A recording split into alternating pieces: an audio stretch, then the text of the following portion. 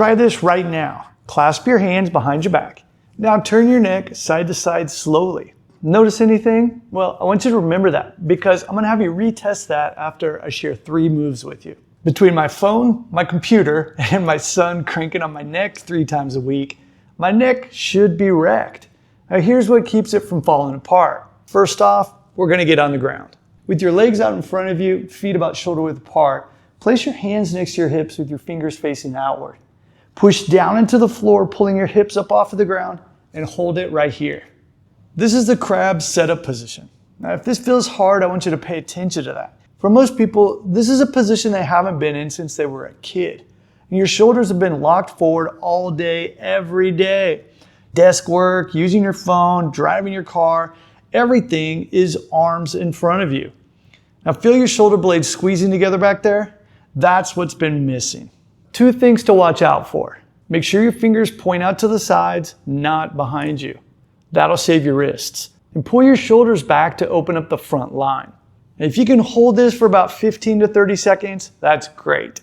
And if you can't hold it at all, just press up and come back down. That's where you start. And don't worry if you can't get your hips up with them in between your hands. You can always just bring your hips forward and still get the same benefits. Next up, we'll put that into motion with the crab walk. Now, this is the same as a crab setup. You're gonna have your hands next to you with your fingers facing out to the side.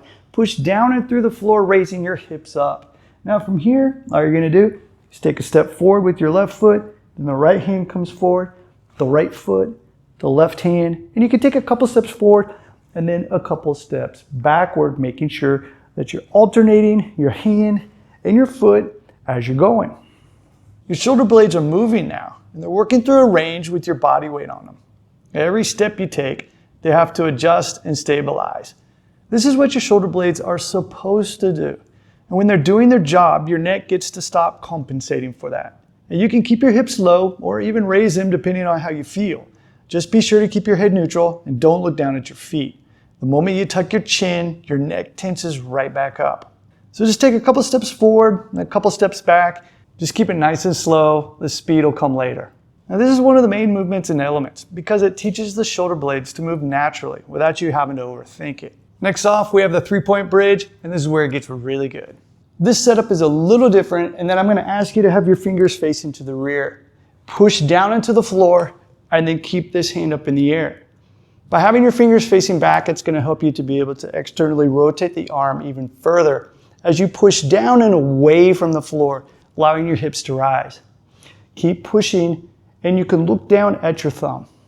And the focus is on that supporting shoulder. So really push down and rotate your arm outward. Hold it for a breath or 2, then come down and switch sides.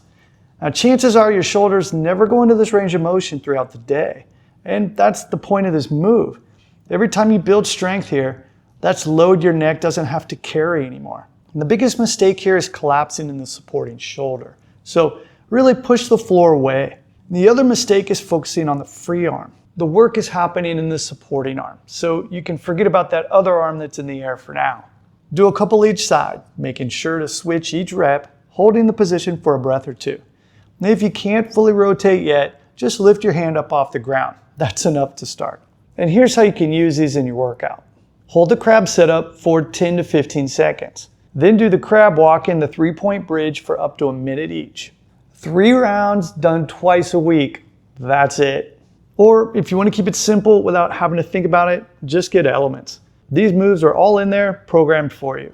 All right, so stand up and clasp your hands behind your back again. Turn your neck side to side. Feel the difference? That's what happens when your shoulder blades start to move again. Your neck compensates for what your shoulders stop doing. And the same thing happens with your back and your hips.